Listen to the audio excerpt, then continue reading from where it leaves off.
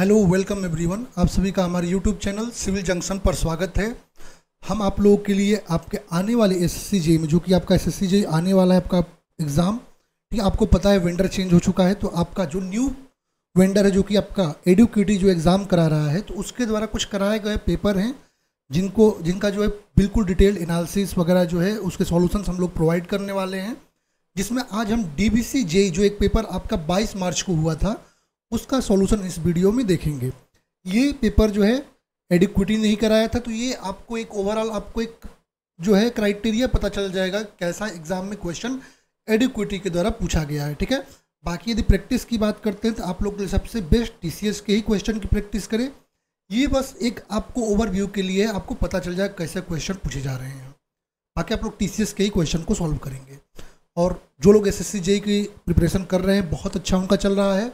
आप लोग हमारी टेस्ट सीरीज जो है, जो कि सिविल की गोली ऐप पर अवेलेबल है, इसको आप लोग ज्वाइन कर सकते हैं। बहुत ही बेस्ट, आपको बहुत ही कम प्राइस में ये टेस्ट सीरीज मिल रही है, जिसमें 500 प्लस टेस्ट हैं और क्वेश्चन की क्वालिटी आप लोग जाकर चेक कर सकते हैं। इसमें आपके आईएएस को बेस्ट टेस्ट मिल जाएंगे, इमेज बेस्ड आपके टेस्ट मिल जाएंगे, मल्टीपल स्टेटमेंट वाले, आपके रॉन्ग स्टेटमेंट वाले, कॉलम मैच वाली सारी चीज़ें, 70 आपके रीजनिंग के टेस्ट, सिविल के 210 टेस्ट, जनरल अवेयरनेस के 200, फुल लेंथ 20। और याद रखिएगा यहाँ पर जितने आपके जो है सब्जेक्ट वाइज बहुत सब्जेक्ट हम लोगों ने अपलोड, और एक एक सब्जेक्ट में 600 500 ऐसे क्वेश्चन हम लोगों ने चैप्टर वाइज जो है ना अवेलेबल कराया है सब्जेक्ट के। तो आप लोग वो भी जाकर वहाँ पर दे सकते हैं। बहुत क्वेश्चन आपको प्रैक्टिस के लिए मिल जाएंगे। अब चलिए स्टार्ट करते हैं अपने इस पेपर के सॉल्यूशन को। हम लोगों ने सब्जेक्ट वाइज पहले से कैटेगराइज कर रखा है, ठीक है। तो पहला हम लोग रेलवे इंजीनियरिंग के क्वेश्चन को देख रहे हैं।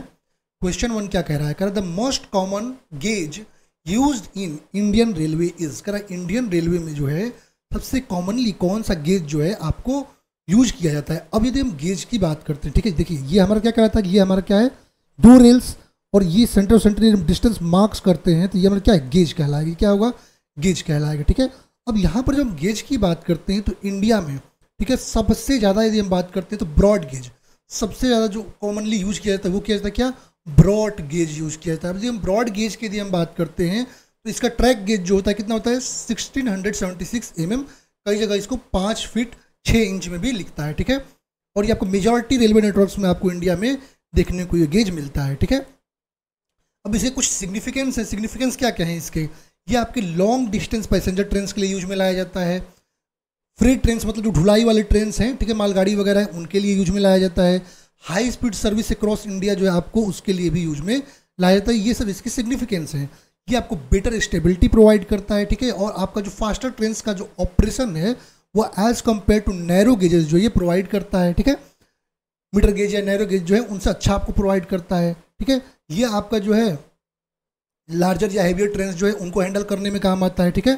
तो ये सारी चीज़ें इसकी फ़ायदे। और ओवरऑल इंडिया में यदि हम बात करते हैं ना तो 80% जो हमारे रेलवे ट्रैक्स हैं वो ब्रॉड गेज ही है, ठीक है।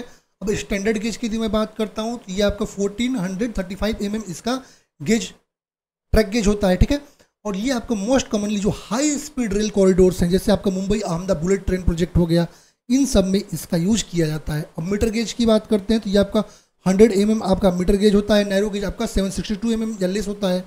ये आपके शॉर्टर डिस्टेंस के लिए रीजनल एरियाज में, माउंटेनियस रूट्स में यूज में लाए जाते हैं, ठीक है। लेकिन अब ग्रेजुअली जो ये आपका ब्रॉड गेज के द्वारा बेटर एफिशिएंसी के लिए रिप्लेस किए जा रहे हैं, ठीक है। यदि हम बात करें सबसे कॉमन कौन सा यूज किया जाता है तो वो हमारा होता है ब्रॉड गेज, ठीक है। ऑप्शन नंबर डी करेक्ट हो जाएगा। ये आप लोग देख सकते हैं, ये हमारा ब्रॉड गेज है, ये हमारा मीटर गेज है, ये हमारा नैरो गेज है और ये हमारा स्टैंडर्ड गेज है। अब नेक्स्ट क्वेश्चन कह रहा है the life of E concrete sleeper is approximately. कह रहा है जो कॉन्क्रीट स्लीपर्स होते हैं उनकी जो है लाइफ कितनी होती है। अब स्लीपर्स की यदि हम बात करें, ठीक है, दीज आर द स्लीपर्स। ये क्या है हमारे, ये हमारे क्या है, स्लीपर्स हैं। ये हमारे क्या है, कॉन्क्रीट के स्लीपर्स हैं, ठीक है। अब ये वुडन भी हो सकते हैं, आपके कॉन्क्रीट के भी हो सकते हैं, ठीक है, कास्ट आयरन के भी हो सकते हैं, ये आपके स्लीपर्स हैं। अब यदि हम बात करते हैं कॉन्क्रीट स्लीपर्स की, ठीक है, मैक्सिमम अब आप जितने रेलवे ट्रैक्स देख रहे होंगे वहाँ पे कॉन्क्रीट स्लीपर्स ही आपको देखने को मिल रहे होंगे, ठीक है। ये आपके जो रेनफोर्स्ड सीमेंट कॉन्क्रीट के द्वारा बनाए जाते हैं, ठीक है। और ये आपका जितना वाटर से रेसिस्टेंस, सन रेसिस्टेंस वगैरह, कोरोजन रेसिस्टेंस प्रोवाइड करते हैं। ये आपका जो है इंडिया में 1950 में स्टार्ट किया गया और मैक्सिमम जगह पर अब यही आपको देखने को ये देखिए यहाँ पर आप लोग देख सकते हैं इस इमेज में, ये आपको देख सकते हैं ये कंक्रीट स्लीपर्स आपके यूज किए जाते हैं। अब इसके कुछ एडवांटेज हैं। क्या क्या एडवांटेज है? एक तो ये बहुत अच्छा आपका ग्रेटर लाइफ स्पैन देता है, ड्यूरेबल अच्छा है, 50 ईयर्स का लगभग आपको जो है लाइफ स्पैन देता है। ये आपका इकोनॉमिकल है एज कम्पेयर टू वुड या स्टील की बात करते हैं। कंक्रीट स्लीपर्स की यदि हम बात करते हैं तो ये आपका बहुत ज़्यादा मैन्युफैक्चरिंग, मास मैन्युफैक्चरिंग कर सकते हैं क्योंकि ये आपका लोकल रिसोर्सेज से बनाए जाते हैं, ठीक है। मैन्युफैक्चरिंग करना ईजी है। यहाँ पर कोई आपका जो है वर्मिक अटैक, अब यदि वुडन को यूज करें तो वर्मिक अटैक वहाँ पर देखने को मिलता है, ठीक है, डिके हो जाता है वर्मिक के कारण, लेकिन यहाँ पर कोई वर्मिक अटैक आपको देखने को नहीं मिलेगा, कोई रस्टिंग देखने को नहीं मिलेगी, ठीक है। और ये आपका जो है फायर वगैरह जो है इसमें इसका प्रॉब्लम नहीं है, ठीक है। और ये आपका जो आपको जो सर्कुलेटेड एरिया है वहाँ पर जो है बहुत अच्छा यूज में आता है, ठीक है। अब डिसएडवांटेज भी है इसके, क्योंकि ये ब्रिटल होता है तो ये आपको क्रैकिंग से पहले कोई वार्निंग आपको नहीं देता है, ठीक है। इसको हम रिपेयर जो है वो नहीं कर सकते हैं, केवल हमको रिप्लेस कर सकते हैं, रिपेयरमेंट नहीं कर सकते हैं इसको, ठीक है। यहाँ पर बहुत सारी जो है ना नंबर्स में फिटिंग की रिक्वायरमेंट भी पड़ती है, ठीक है। यहाँ पर कोई स्क्रैप वैल्यू भी नहीं मिलता, ये इसके डिसएडवांटेज है, बट एडवांटेज बहुत सारे हैं, इसलिए ये सबसे ज़्यादा यूज में लाया जाता है। सही ऑप्शन क्या मिल गया यहाँ पर? 50 ईयर्स आपका अबाउट, ठीक है। अबाउट आपका जो है हम बात करते हैं 50 ईयर्स से, हम गलत लग गया है, 50 ईयर्स होगा यहाँ पर, ठीक है। अबाउट 50 ईयर्स हो जाएगा। चलते हैं नेक्स्ट क्वेश्चन पे। Which type of sleeper is most commonly used in modern railway tracks? कह रहा है मॉडर्न जो रेलवे ट्रैक्स हैं उनमें जो है मोस्ट कॉमनली कौन सा स्लीपर का यूज किया जाता है, ठीक है। आपको स्लीपर के बारे में एक तो बता दिया मैंने। अब यदि हम स्लीपर की बात करते हैं, ठीक है, तो यहाँ पर बहुत सारे स्लीपर्स हैं, ठीक है। कंक्रीट स्लीपर का सबसे ज़्यादा यूज इस समय किया जा रहा है, आपको पहले ही बता चुका हूँ, ठीक है। ये आपको मोनोब्लॉक प्री स्ट्रेस भी हो सकते हैं और प्री टेंशनिंग भी हो सकते हैं। इसके एडवांटेज मैं बता चुका हूँ कि आपके जितने जो है टिम्बर वाले, वुडन वगैरह सब शॉर्टेज में है, ठीक है। तो सबसे ज़्यादा जो है कंक्रीट वाला ही यूज में लाया जाता है, ठीक है। इसके सारे एडवांटेज वगैरह भी बता दिया हूँ ऊपर, तो कंक्रीट स्लीपर होगा, ठीक है। नेक्स्ट क्वेश्चन एस्टिमेशन से है, कह रहा है what is the first step in constructing any civil engineering structure? अरे कोई भी सिविल इंजीनियरिंग स्ट्रक्चर जो है हम अपना बनाते हैं उसमें पहला हमारा जो है स्टेप क्या होता है, ठीक है। अच्छा, कोई भी स्ट्रक्चर हमें अपना बनाना है, बिल्डिंग वगैरह बनाना है, रोड बनाने हैं, डैम बनाना है, उसके लिए हम सबसे पहले क्या करते हैं? तो सबसे पहले हम साइट पर जा कर के इन्वेस्टिगेशन करते हैं साइट की, उसकी एक जो है आपका जो है रफली सर्वे कर लेते हैं, ठीक है। एक रफली हम सर्वे कर लेते हैं जिससे हम ये जान सकें कि वहाँ की सॉइल की कंडीशन क्या है, टोपोग्राफी वहाँ की कैसी है, ठीक है। वहाँ पर जो है जो कंस्ट्रक्शन हमको करना है वहाँ पर जो है जो हमारे मटेरियल्स है वो अवेलेबल है कि नहीं, ये सारी चीज़ें पहले हमको जा करके चेक करना है। सबसे पहले क्या करते हैं, साइट का इन्वेस्टिगेशन और सर्वे कर लेते हैं, ठीक है। उसके बाद हम अपना जो है इन्वेस्टिगेशन करने के बाद अर्थवर्क एक्सकवेशन, फाउंड लेइंग, ठीक है, अपना बिल्डिंग का स्ट्रक्चर बनाना, ये सब सारी चीज़ें करते हैं, ठीक है। अब कंस्ट्रक्शन के दो स्टेज होते हैं, एक प्री टेंडर स्टेज होता है और एक पोस्ट टेंडर स्टेज होता है, ठीक है। यहाँ पर यदि हम प्री टेंडर स्टेज की बात करते हैं, ये आपका इनिशिएशन होता है। कोई भी आपका प्रपोजल स्कीम के लिए प्रिपरेशन के लिए जो प्रपोजल होता है उसका एक इनिशिएशन होता है, शुरुआत होता है, इससे हमको टेक्निकल सैंक्शन मिल जाता है, ठीक है। अब यहाँ पर यदि प्रपोजल आपका जो है आपका फिजिएबल है लैंड वगैरह एक्वाइजेशन के लिए, यहाँ प्रपोजल एक्सेप्ट हो जाता है। उसके बाद सर्वे करते हैं, ठीक है, ड्राइंग डिजाइन एस्टीमेट वगैरह तैयार करते हैं, ठीक है। उसके बाद जो है आपका एडमिनिस्ट्रेटिव अप्रूवल मिलने के बाद आपका फंड जारी होता है, ठीक है। पोस्ट टेंडर की बात करते हैं, पोस्ट टेंडर मिलने के बाद हम ड्राइंग वगैरह बनाते हैं, अपना एस्टीमेट वगैरह बनाते हैं, ठीक है। टेंडर खुलता है, फिर हम अपना जो है जो भी एक्सेप्टेंस वगैरह है उसको देखते हैं, ठीक है। यहाँ पर यदि हम बात करते हैं अपना, तो सबसे पहले क्या करेंगे हम, सबसे पहले साइट का इन्वेस्टिगेशन और सर्वे करेंगे। नेक्स्ट हमारा क्वेश्चन सॉइल मैकेनिक्स से है। क्वेश्चन कह रहा है आपका the observed N value from a standard penetration test conducted in saturated sandy strata is 35। The N value corrected for dilatancy is. कह रहा है यदि आपको जो है हमारे स्टैंडर्ड पेनिट्रेशन टेस्ट की यदि हम बात करते हैं सेचुरेटेड स्ट्रेटा के लिए, तो वहाँ पर हम क्या करते हैं, वहाँ पर जो एन वैल्यू आती है वो आपको 35 दे रखा है, ठीक है। तो डाइलिटेंसी यहाँ पर पूछ रखा है। अच्छा, यदि हम बात करते हैं जब भी हम किसी भी ओवरबर्डन कनेक्शन के लिए एन ऑब्टेन करते हैं, यदि हम फाइन सेट के लिए बात करते हैं तो वहाँ पर 15 से ग्रेटर होना चाहिए, ठीक है। तो उसके लिए करते हैं इसको करेक्शन के लिए, तो आपका एन डी जो आता है, ठीक है, ये क्या होता है आपका, यहाँ पर ये हो जाए क्या आपका, ये 15 + 0.5 एन डैश -15, एन डैश की वैल्यू कितनी दे रखी है 35, ये आपकी वैल्यू कितनी आएगी 25। तो सही ऑप्शन सी हो जाएगा।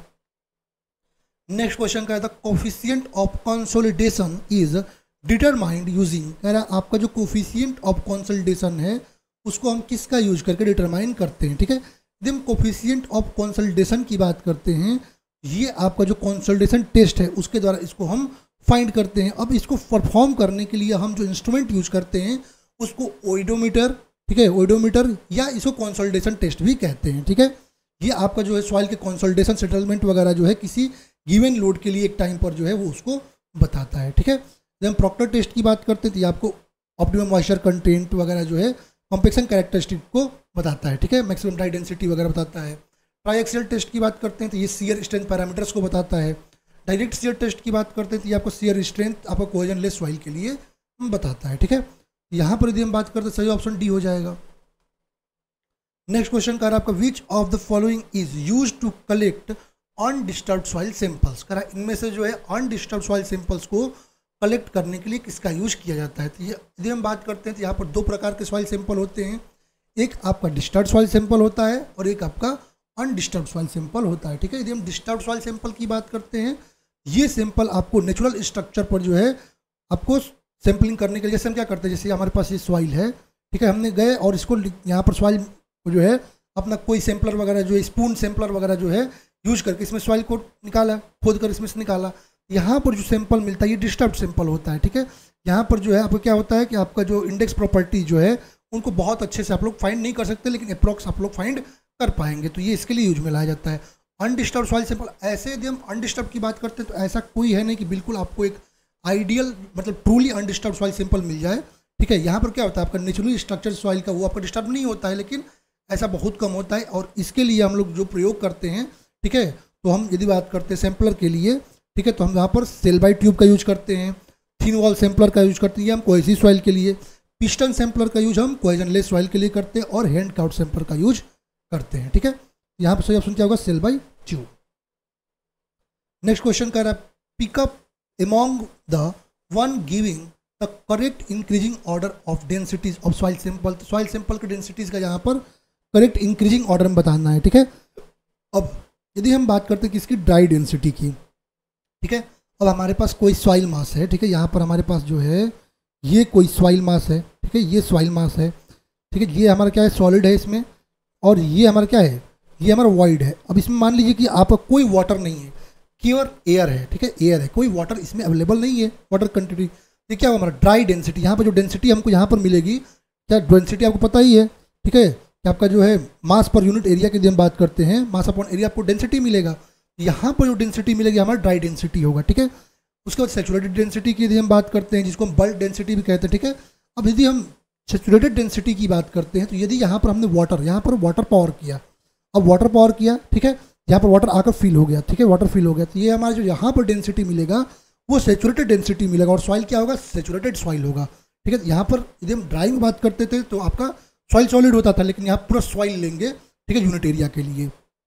ये हमारा सबमर्ज्ड हो गया, सॉरी सैचुरेटेड हो गया। अब सबमर्ज्ड की बात क्या होती है, सबमर्ज्ड की बात क्या होती है कि ये हमारे पास सॉइल है, ये हमारे पास सॉइल है, ठीक है, ये सॉइल है, यहाँ पर ये वाटर लेवल है, ये क्या है, वाटर लेवल है। अब ये वाटर लेवल के नीचे जो ये सॉइल है ना, ये सबमर्ज्ड सॉइल है, और यहाँ पर क्या होगा, एक बाउंड फोर्स, यहाँ पर क्या होगा, एक बाउंड फोर्स भी वर्क करेगा, ठीक है। जितना ये सॉइल मास है उतना वाटर को रिप्लेस करेगा, तो ये बाउंड फोर्स भी काम करती है। ये हमारा सबमर्ज्ड, ये हल्का हो जाएगा, ठीक है, यहाँ पर जो है बाउंड फोर्स लगने के कारण ये हल्का हो जाता है, ठीक है। अब यदि हम बात करते हैं इसमें से, तो सबसे ज़्यादा किसका होगा, देखिए हमको इंक्रीजिंग ऑर्डर में बताना है ना, सबसे कम किसका होगा, सबसे कम आपका सबमर्ज्ड का होगा, ठीक है। सबमर्ज्ड के बाद ड्राई वेट होगा, ड्राई वेट में क्योंकि केवल सॉलिड है, और उसके बाद सैचुरेटेड आएगा, ठीक है। तो ऑप्शन नंबर बी यहाँ पर करेक्ट हो जाएगा।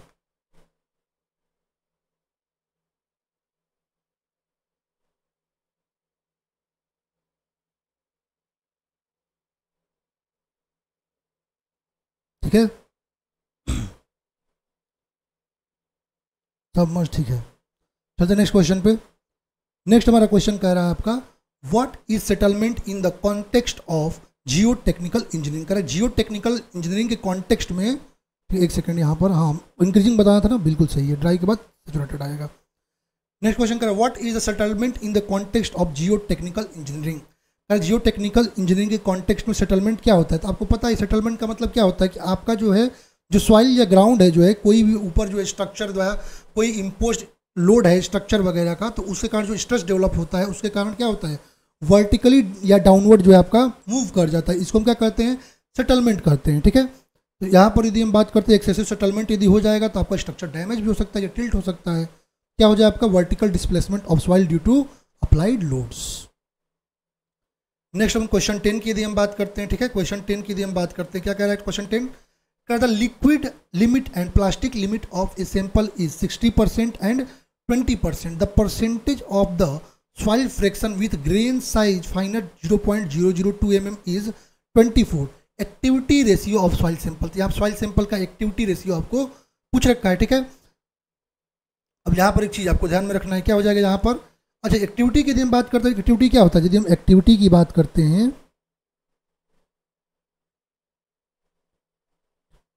तो क्या होता है आपका, ये आपका प्लास्टिसिटी इंडेक्स, प्लास्टिसिटी,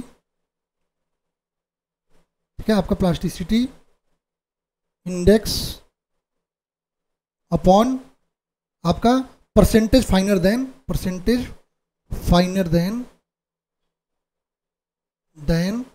0.002 mm, ठीक है। ये हो जाएगा यहाँ पर क्या एक्टिविटी।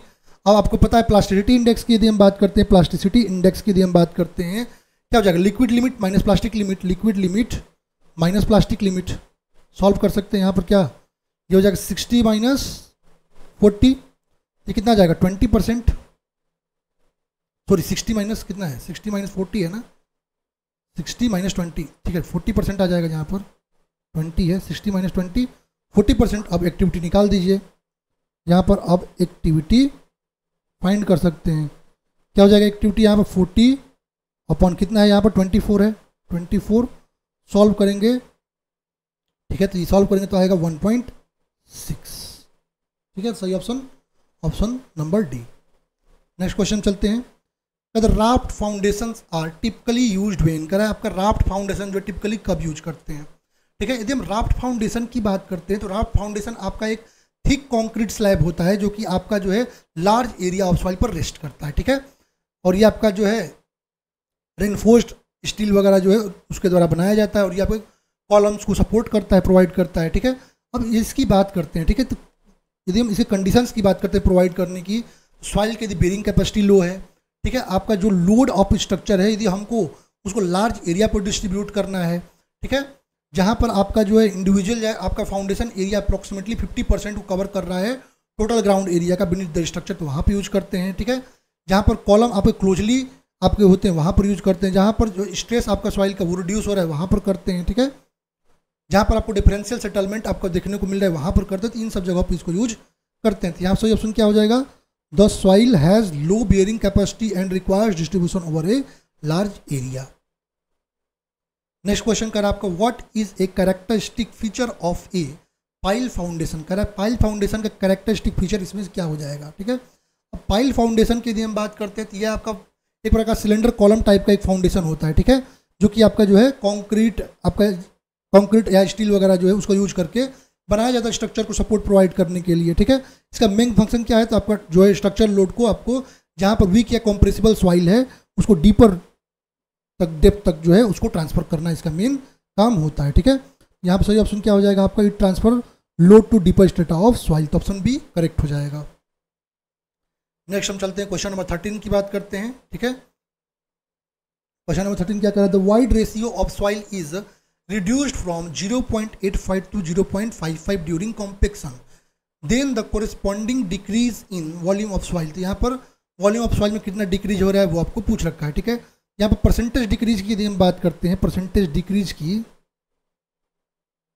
कितना हो जाएगा यहाँ पर, तो E initial minus E final upon 1 plus E initial into 100, solve कर देंगे तो कितना आ जाएगा 0.85 माइनस 0.55 अपॉन 1 प्लस 0.85 इंटू आपका 100, तो इसको सॉल्व यदि हम करेंगे ये वैल्यू आएगी 16.2%, ऑप्शन ए करेक्ट हो जाएगा।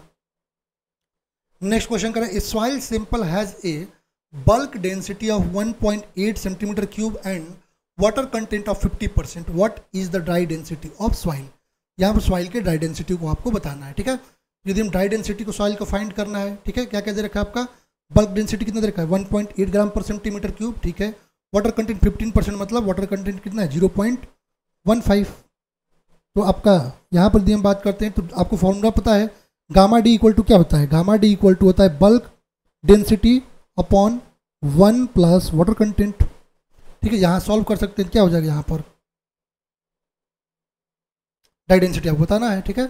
ये वैल्यूज दे रखी है 1.8 अपॉन 1 प्लस 0.15, सॉल्व करेंगे इसको 1.57 ग्राम पर सेंटीमीटर क्यूब आएगा।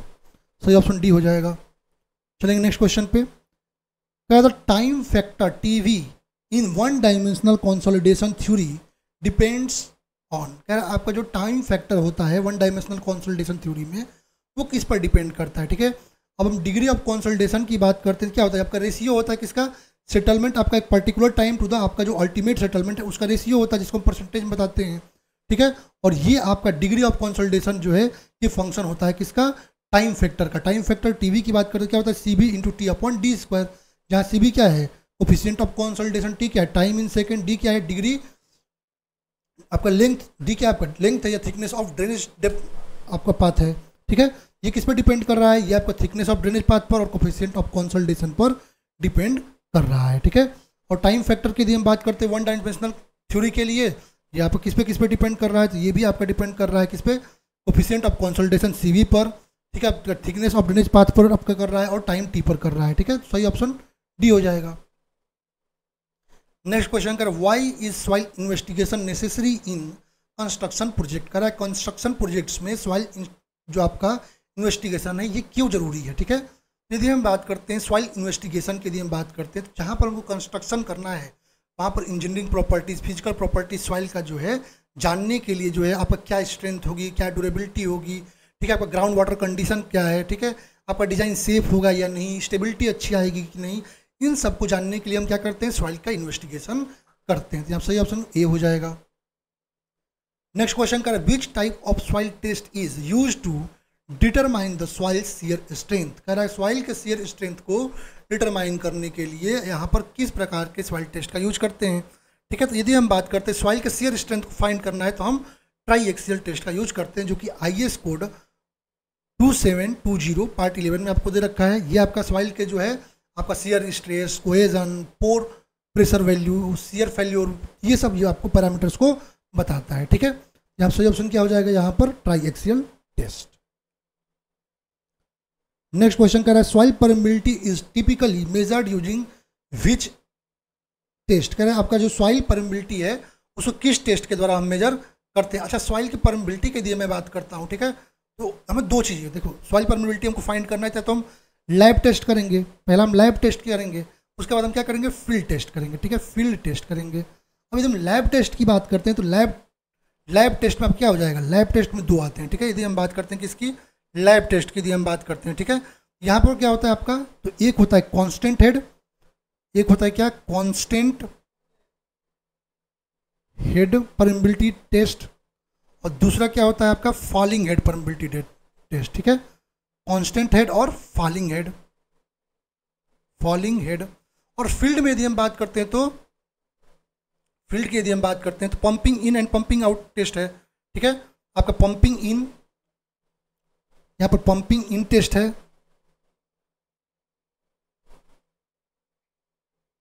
ठीक है, पंपिंग इन और पंपिंग आउट टेस्ट, ठीक है। ये दो चीज़ें यहाँ पर करते हैं। अब यहाँ पर ऑप्शन में देख रहे हैं तो आपका क्या दे रखा है फॉलिंग हेड टेस्ट दे रखा है, तो ये हो जाएगा, ठीक है।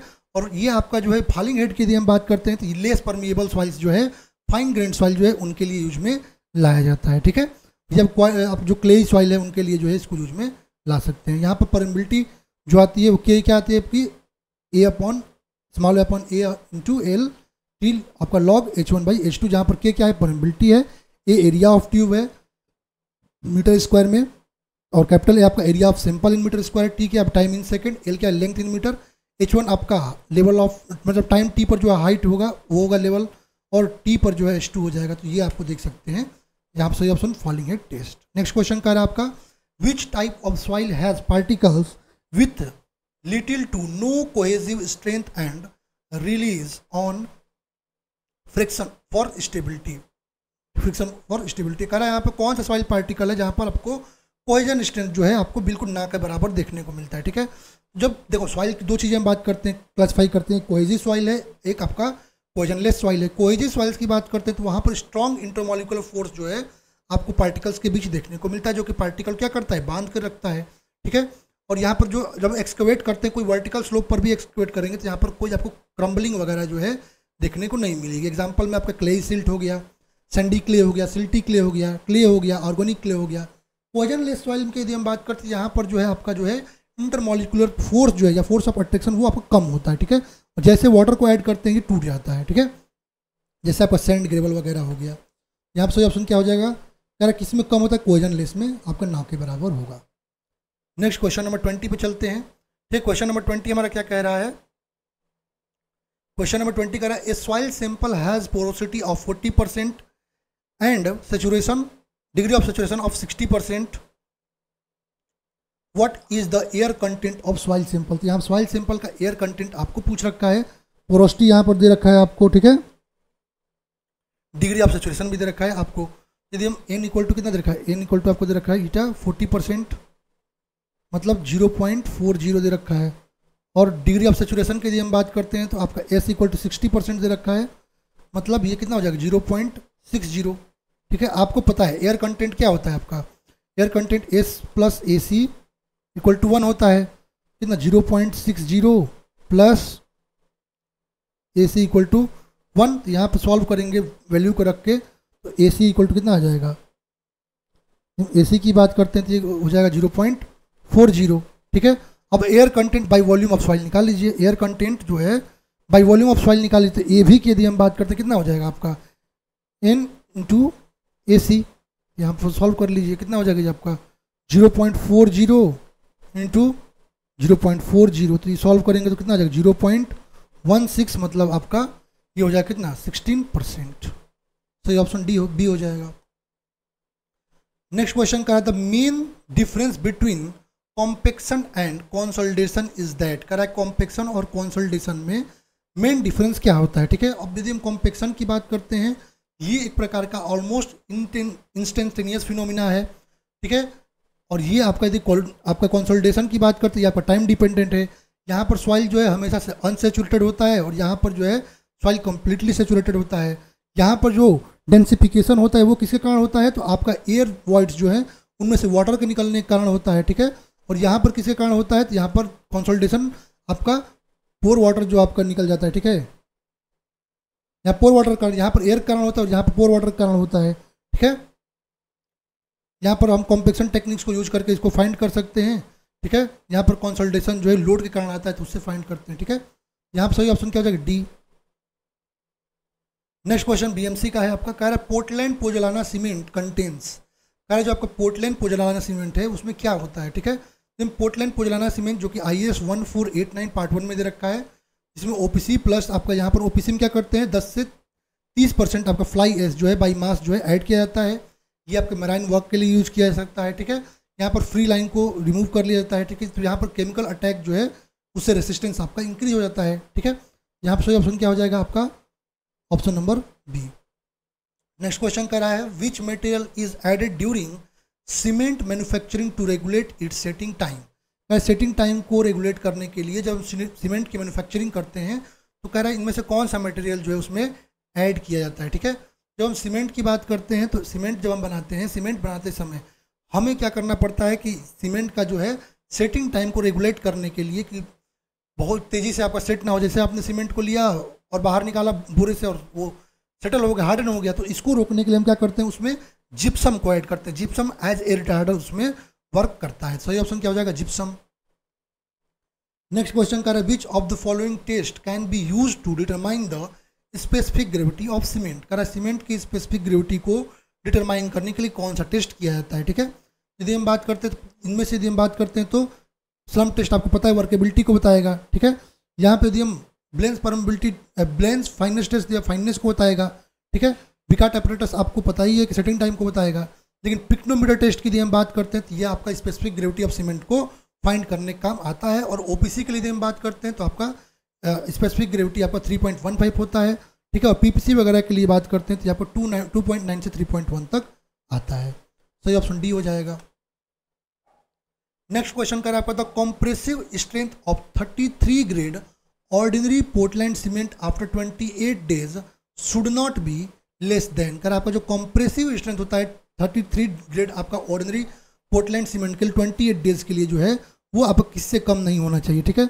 अब डिफरेंट ग्रेड्स ऑफ सीमेंट के लिए हम बात करें, जिसमें ओपीसी 33 है, 3 ग्रेड्स में ऑर्डिनरी पोर्टलैंड सीमेंट है, आपका 33 है, 43 है और 53 है, ठीक है। और इसको हम एक्सप्रेस करते हैं उनके जो है आपके जो है जो 28 दिन पर जो उसका स्ट्रेंथ कॉम्प्रेसिव स्ट्रेंथ निकल के आता है उसके अकॉर्डिंग। ओपीसी के लिए हम बात करते हैं 28 डेज में यदि ओपीसी की बात करते हैं आपका 33, ओपीसी 33 के लिए हम बात करते हैं तो यहाँ पर 33 न्यूटन पर mm स्क्वायर आता है। 43 का आपका 43 आपका न्यूटन पर mm, इसको एमपीए में भी लिख सकते हैं, 43 एमपीए आएगा। और 53 का 53 एमपीए आएगा। तो यहाँ पर सही ऑप्शन क्या हो जाएगा 33। तो बहुत ईजी क्वेश्चन पूछ रखा है। नेक्स्ट क्वेश्चन करा था primary use of ordinary Portland cement. करा ऑर्डिनरी पोर्टलैंड सीमेंट जो है उसका प्राइमरी यूज क्या है ओपीसी का। ओपीसी सीमेंट के लिए हम बात करते हैं, ये आपका यूजुअली आपको बहुत सारे कंस्ट्रक्शन वगैरह जो है वहाँ पर यूज करने का काम आता है, जनरल कंस्ट्रक्शन वगैरह में, ठीक है। यहाँ पर अच्छी आपकी बाइंडिंग प्रॉपर्टी मिल जाती है, ठीक है। आपका ड्यूरेबल भी होता है, आपको जो है मिक्सिंग वगैरह भी अच्छे से हो जाती है। तो मेन यदि हम बात करते हैं तो इसका हम जनरल कंस्ट्रक्शन बिल्डिंग वगैरह में यूज में लाते हैं। नेक्स्ट क्वेश्चन करा which test is use to evaluate the particle fineness of cement. करा आपका सीमेंट का जो पार्टिकल फाइननेस है उसको फाइंड करने के लिए किस टेस्ट का यूज करते हैं, ठीक है। और फाइननेस को देखिए फाइननेस की यदि हम बात करते हैं ये बहुत इंपॉर्टेंट प्रॉपर्टी है, क्योंकि इसी के द्वारा आपका रेट ऑफ हाइड्रेशन जो है इन्फ्लुएंस होता है सीमेंट का। फाइननेस फाइंड यदि हमको फाइंड करना है, दो हमारे मेथड हैं, ठीक है, दो टेस्ट हैं। एक आपका एयर परमेबिलिटी टेस्ट जिसको ब्लेंड टेस्ट कहते हैं, और दूसरा हमारा सीविंग मेथड है। जब एयर परमेबिलिटी मेथड की बात करते हैं तो इसके द्वारा जो है हम फाइननेस में यूजुअली क्या करते हैं, हम सरफेस एरिया को मेजर कर लेते हैं, ठीक है। तो एक तो इसके द्वारा हम कर सकते हैं, ठीक है। और दूसरा हम सीविंग मेथड में IS सिव जो है उसको यूज करते हैं और उनके द्वारा हम आपका फाइननेस बताते हैं। तो यहाँ पर सही ऑप्शन क्या हो जाएगा सीविंग मेथड। नेक्स्ट क्वेश्चन करा for constructing water retaining structures which type of cement is preferred. करा आपका जो वाटर रिटेनिंग स्ट्रक्चर्स हैं उनको कंस्ट्रक्ट करने के लिए, ठीक है, आपका जो है किस सीमेंट का जो है हम यूज करते हैं, ठीक है। तो देखिए यहाँ पर रैपिड हार्डनिंग सीमेंट के लिए हम बात करते हैं तो हमारा रोड वर्क के लिए, ठीक है, जहाँ पर आपको डिले बहुत ज़्यादा आप लोग को जो है पॉसिबल ना हो वहाँ पर जो है यूज करते हैं। यदि एक्स्ट्रा रैपिड हार्डनिंग सीमेंट की यदि बात करते हैं तो आप कोल्ड वेदर कॉन्क्रीटिंग में यूज करते हैं। लो हीट सीमेंट की यदि हम बात करते हैं तो जो हमारे मास कंस्ट्रक्शन है, डैम्स, एमनमेंट्स, उनमें यूज करते हैं।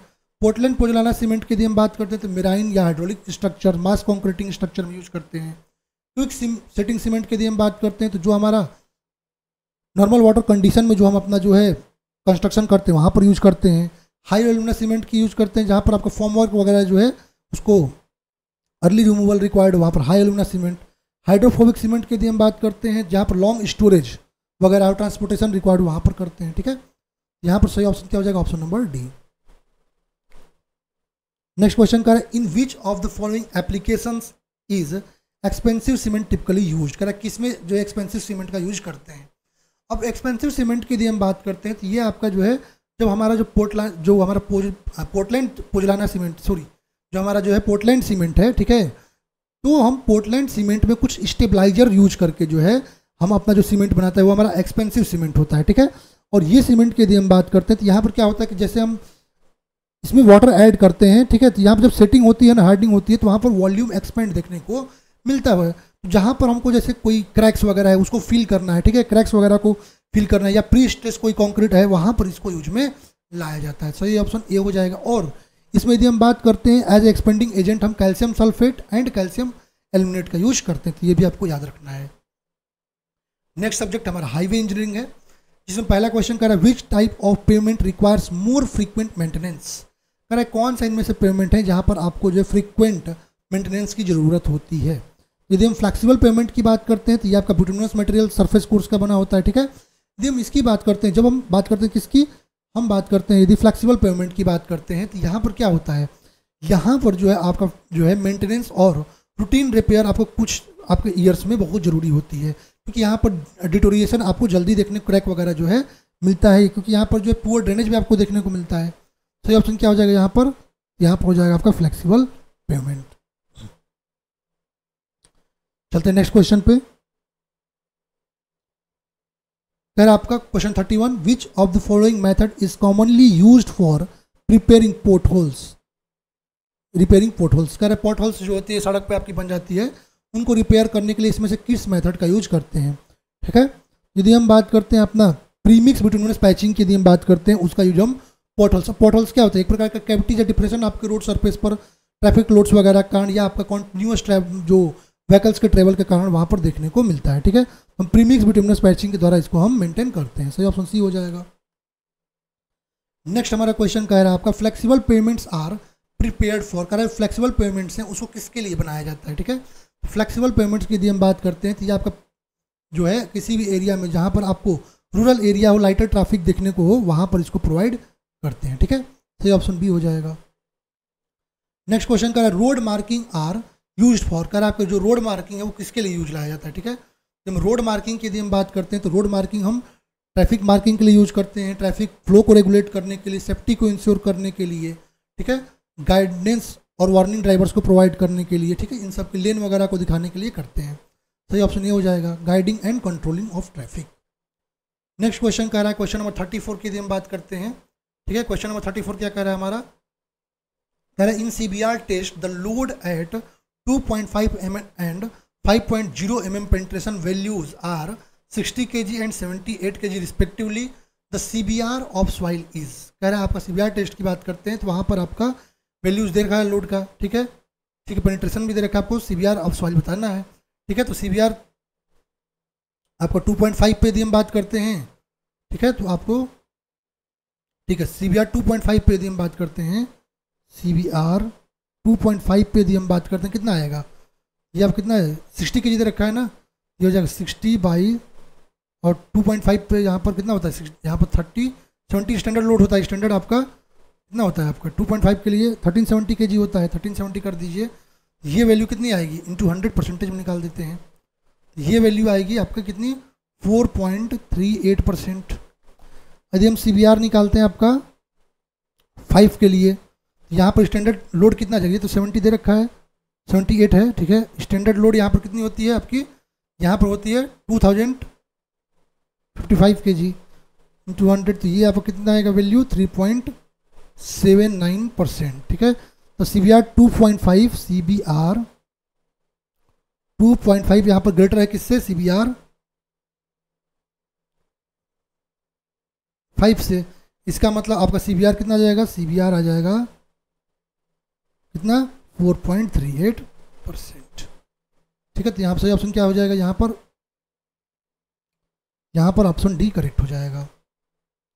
नेक्स्ट क्वेश्चन का था primary purpose of reinforcement in rigid pavement is to, कह रहा है आपका जो रिजिड पेवमेंट्स होते हैं, ठीक है, वहाँ पर जो है रेनफोर्समेंट प्रोवाइड करने का प्राइमरी पर्पस क्या होता है। तो यदि हम बात करते हैं रिजिड पेवमेंट्स में रेनफोर्समेंट की यदि हम बात करते हैं, इसको हम किस लिए प्रोवाइड करते हैं, टेम्परेचर वगैरह जो श्रिंकेज वगैरह हो रहा है उसके कारण जो क्रैकिंग वगैरह होती है, ठीक है, उसको जो है रोकने के लिए हम प्रोवाइड करते हैं। ठीक है, सही ऑप्शन ये हो जाएगा। नेक्स्ट क्वेश्चन कह रहा है आपका permeable pavements are primarily used for, कह रहा है जो परमिएबल पेमेंट्स होते हैं, ठीक है, इसको किसके लिए यूज करते हैं। परमिएबल पेमेंट्स की यदि हम बात करते हैं तो ये आपका स्टॉर्म वाटर रन ऑफ वगैरह जो होती है उसको मैनेज करने के, जिससे वो इजीली क्या कर सके, इन्फिल्ट्रेट हो सके। ठीक है, इकट्ठा ऊपर की ना, तो इसको यूज करते हैं। सही ऑप्शन क्या हो जाएगा, ऑप्शन ए। नेक्स्ट हमारा क्वेश्चन अब स्ट्रेंथ ऑफ मटेरियल्स है। ठीक है, चलिए पहला क्वेश्चन कर रहा है which structural element is design to resist bending movements. अच्छा, बेंडिंग मूवमेंट्स को रेसिस्ट करने के लिए हम क्या प्रोवाइड करते हैं, बीम को प्रोवाइड करते हैं। ठीक है, बीम पे वर्टिकल लोड्स आता है, बीम की यदि हम बात करते हैं, ये ना बीम इसमें वर्टिकल लोड आता है, वर्टिकल लोड आने के कारण, ठीक है, यहाँ पर क्या होता है, यहाँ पर आपको बेंडिंग जनरेट होता है, तो इसको रेसिस्ट करने के लिए हम बीम प्रोवाइड करते हैं। तो ऑप्शन बी यहाँ पर करेक्ट हो जाएगा। नेक्स्ट क्वेश्चन करें what is the proportional limit in stress strain curve.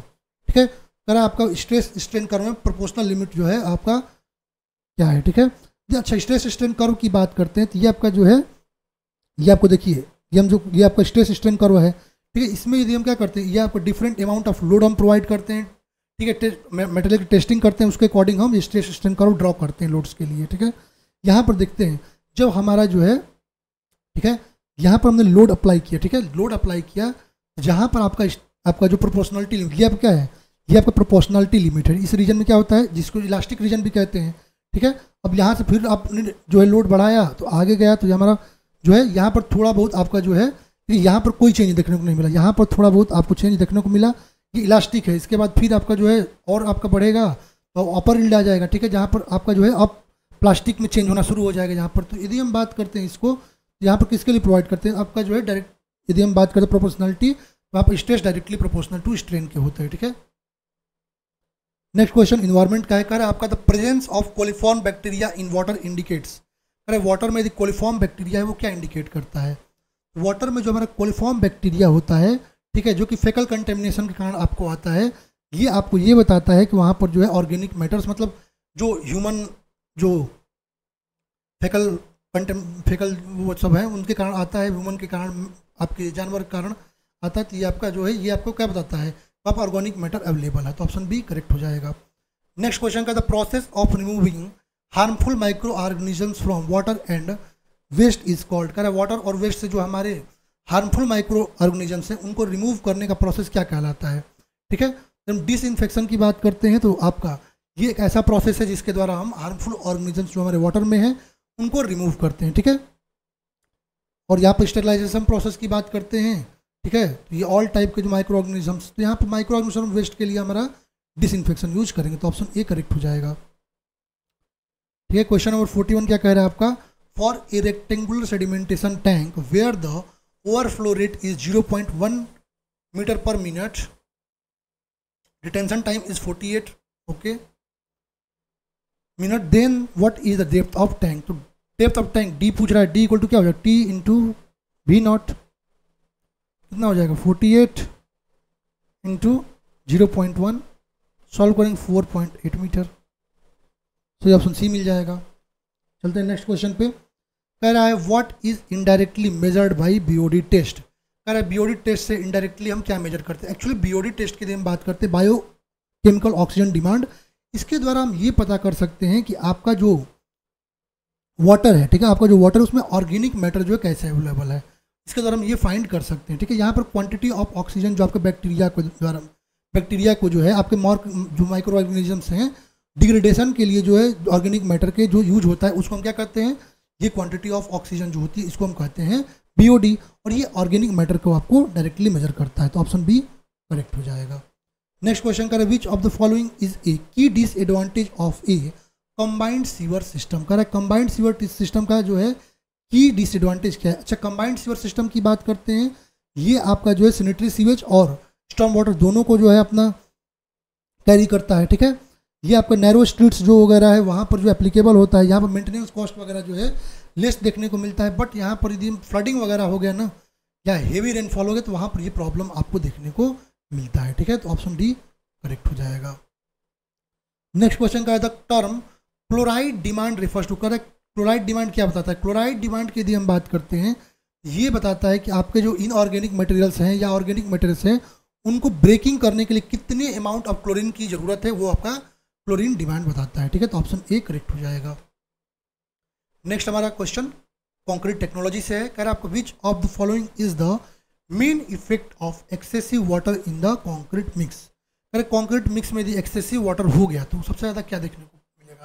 अच्छा, यदि हम बात कर रहे हैं तो यदि आपका वाटर, यदि मान लीजिए आपका वाटर जो है ज़्यादा देखने को मिलता है तो वर्केबिलिटी तो इंक्रीज हो जाएगी, यहाँ पर वर्केबिलिटी जो है इंक्रीज हो जाएगी, लेकिन इसके कारण क्या होगा, एक्सेसिव आपने वाटर यूज कर दिया ना, आपकी स्ट्रेंथ कम हो जाएगी और ड्यूरेबिलिटी भी आपकी रिड्यूस हो जाएगी, तो ऑप्शन क्या होगा आपका ड्यूरेबिलिटी रिड्यूस हो जाएगी।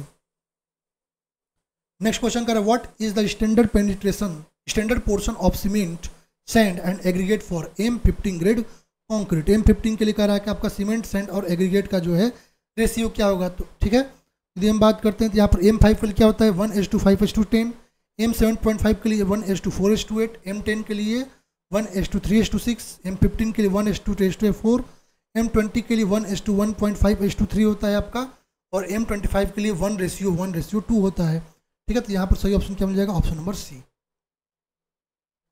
नेक्स्ट क्वेश्चन का है rebound hammer test is conducted to evaluate, कह रहा रिबाउंड हैमर टेस्ट जो है किसके लिए। अच्छा, रिबाउंड हैमर टेस्ट की यदि हम बात करते हैं तो रिबाउंड हैमर टेस्ट जो है आपके हार्डन जो कंक्रीट होती है उसकी कंप्रेसिव स्ट्रेंथ फाइंड करने के लिए यूज में लाया जाता है, और ये आपको जो है एक अप्रॉक्सीमेट जो है आपका स्ट्रेंथ की वैल्यू जो कंप्रेसिव स्ट्रेंथ का जो है हार्ड एंड सरफेस के लिए प्रोवाइड करता है। ठीक है, ये स्ट्राइक्स जब करते हैं उसके अकॉर्डिंग बताता है। ठीक है, सो ये ऑप्शन क्या हो जाएगा, option number D, compressive strength of hard and concrete.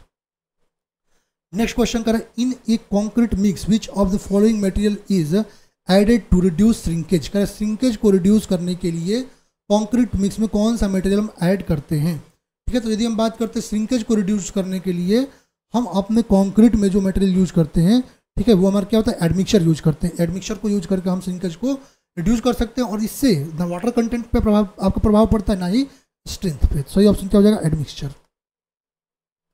Next question कर रहा है, which factor is most influential in controlling the porosity of concrete. कह रहा है कॉन्क्रीट पोरोसिटी को कंट्रोल करने का सबसे इन्फ्लुएंशियल जो है आपका जो फैक्टर कौन सा है। ठीक है, अच्छा यदि हम बात करते हैं अब्राहम्स लॉ का, जो कि वाटर सीमेंट रेशियो के लिए लॉ देता है। ठीक है, इसमें क्या देता है कि आपका जो है यदि आपका जो स्ट्रेंथ है कॉन्क्रीट का वो इन्वर्सली रिलेट करता है आपका वाटर सीमेंट रेशियो से। ठीक है, ये आपका एस इक्वल टू क्या होता है, A upon B to the power W by C, जहाँ पर एस क्या है आपका स्ट्रेंथ ऑफ कॉन्क्रीट, ए और बी कांस्टेंट है। अब यहाँ पर देखिए जो वाटर कंटेंट होता है, जो वाटर सीमेंट रेशियो होता है, यही आपको पोरोसिटी के लिए भी बताता है। ठीक है, सबसे ज़्यादा इसके लिए कॉन्क्रीट के यही बताता है। सही ऑप्शन क्या होगा, वाटर सीमेंट रेशियो।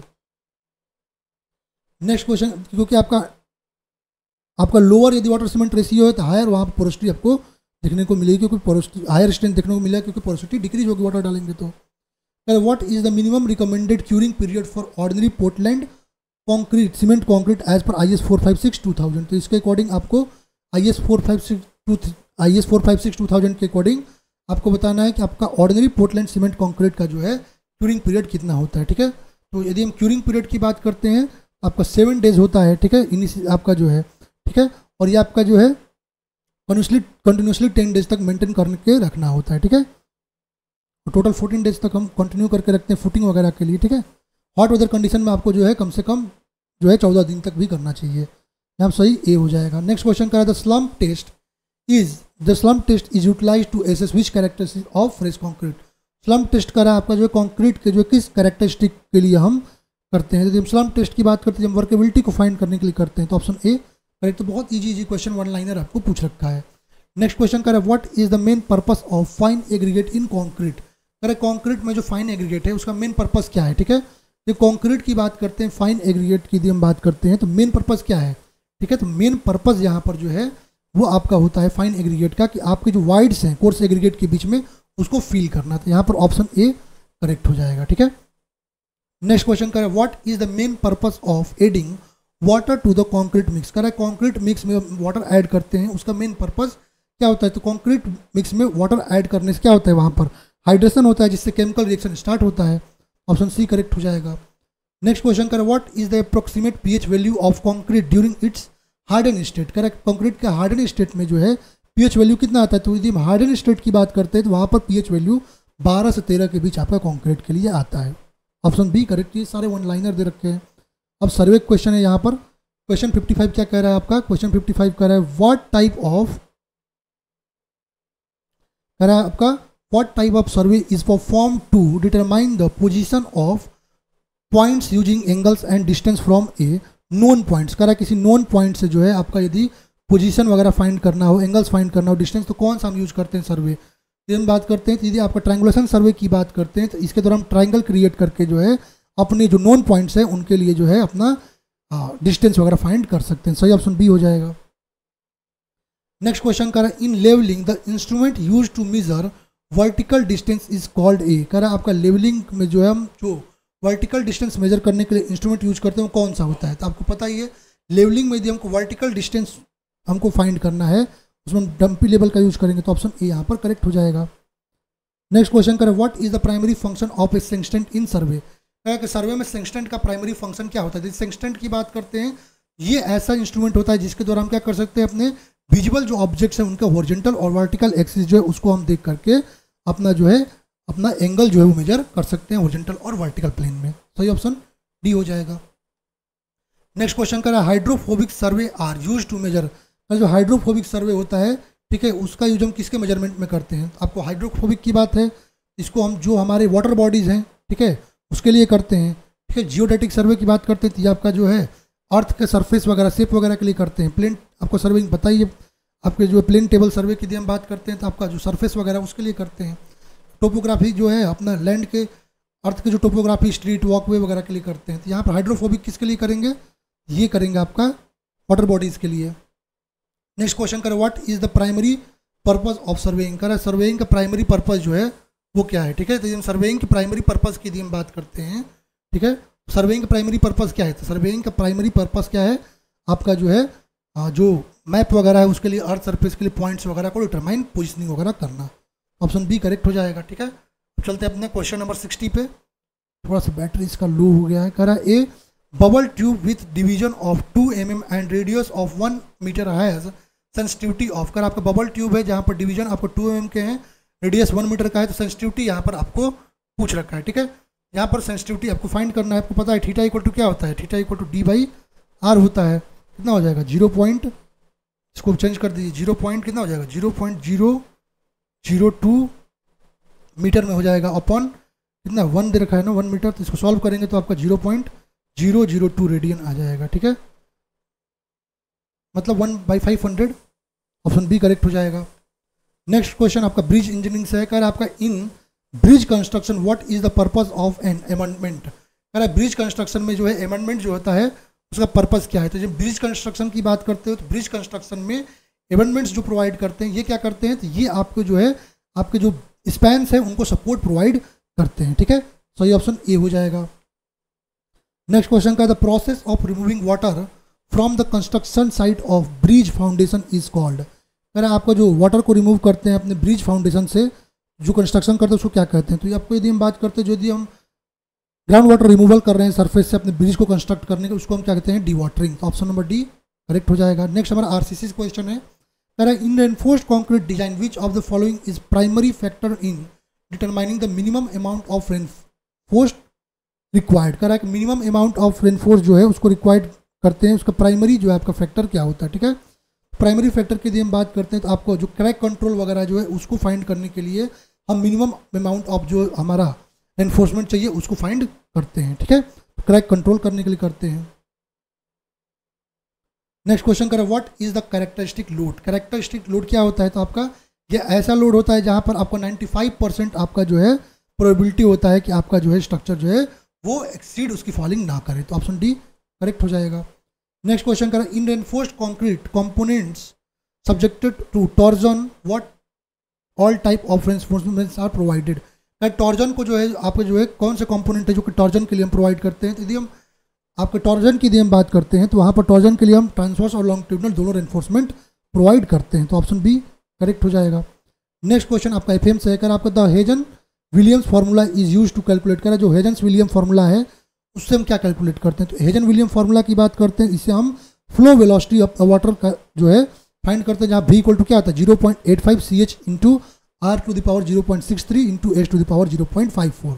जहाँ पर v क्या है velocity in metre per second है, CH आपका coefficient of hydraulic capacity of material है, ठीक है, r क्या आपका हाइड्रोलिक मीन डेप्थ है और s आपका स्लोप ऑफ एनर्जी है। सही ऑप्शन क्या हो जाएगा फ्लो वेलोसिटी इन चैनल्स। नेक्स्ट हमारा स्ट्रक्चर एनालिसिस क्वेश्चन है। कर which among the following is the correct statement for method of structural analysis. करा स्ट्रक्चरल एनालिसिस के मेथड के लिए यहाँ पर जो है कौन सा जो है आपका करेक्ट मेथड है, ठीक है, कौन करेक्ट स्टेटमेंट है, ठीक है। तो Kani's method is compatibility method, ठीक है। कह रहा है कानीज मेथड जो होता है ये कॉम्पेटिबिलिटी मेथड होता है, ठीक है, ये अब करेक्ट नहीं है। कानी मेथड के लिए हम बात करते हैं डिस्प्लेसमेंट मेथड में आता है, फोर्स मेथड में आता है। Theorem of 3 movement is displacement method, ठीक है। 3 मूवमेंट मेथड के लिए हम बात करते हैं जब फोर्स मेथड है। स्लोप डिफ्लेक्शन मेथड आपका डिस्प्लेसमेंट, ये आपका बिल्कुल सही है। मूवमेंट डिस्ट्रीब्यूशन फोर्स मेथड ये आपका गलत है, तो यहाँ सही ऑप्शन सी हो जाएगा। नेक्स्ट स्टील का क्वेश्चन करें what is the slenderness ratio of A column. अरे कॉलम का सिलेंडरनेस रेशियो क्या होता है। यदि हम कॉलम की बात करते हैं तो कॉलम का सिलेंडरनेस रेशियो क्या होता है आपका effective span to the least radius of gyration का जो रेशियो होता है उसको हम क्या कहते हैं सिलेंडरनेस रेशियो। आपको देख सकते हैं यहाँ पर। सही ऑप्शन क्या हो जाएगा ऑप्शन नंबर बी। नेक्स्ट हमारा 69 क्वेश्चन करा विच of the following is A live load. करा इनमें से कौन सा एक लाइव लोड है। तो लाइव लोड और डेड लोड की यदि हम बात करते हैं तो लाइव लोड क्या होता है जो मूव कर सकता है, जैसे फर्नीचर वगैरह जो है इसका लोड मूव कर सकता है, क्या है आपका लाइव लोड है। ये ऑप्शन करेक्ट हो जाएगा। नेक्स्ट और लास्ट क्वेश्चन हमारा हाइड्रोलॉजी से है। कह रहा है आपका where can be the presence of perched aquifer found कराएगा। आपका पर्स्ट एक्वीफर जो है कहाँ पर पाया जाता है, तो पर्स्ट एक्वीफर की बात करते हैं, ये आपका स्पेशल केस है आपका अनकन्फाइंड एक्वीफर का, ठीक है, जिसको हम पर्स्ट एक्वीफर कहते हैं। और ये आपका जो है कन्फाइंड और अनकन्फाइंड एक्वीफर है उसके बीच में पाया जाता है। सही ऑप्शन, सॉरी अनकन्फाइंड एक्वीफर है वहाँ पर पाया जाता है। सही ऑप्शन क्या हो जाएगा, ऑप्शन नंबर ए।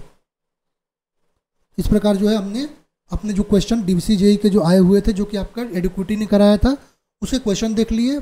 बहुत ही सिंपल क्वेश्चन दे रखे थे, वन लाइनर टाइप के। तो आप लोग को एक आइडिया लग जाएगा इस वीडियो से कैसे क्वेश्चन पूछ रहे हैं। और भी क्वेश्चन पेपर जो है जो एडुक्विटी के 2-4 पेपर कराए गए हैं वो हम लोग प्रोवाइड करेंगे।